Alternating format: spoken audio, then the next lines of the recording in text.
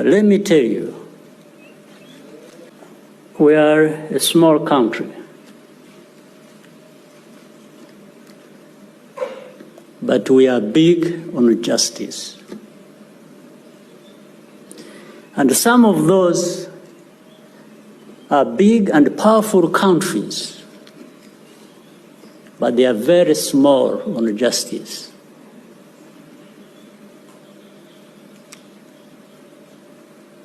They have no lessons to teach anyone because they are part of this history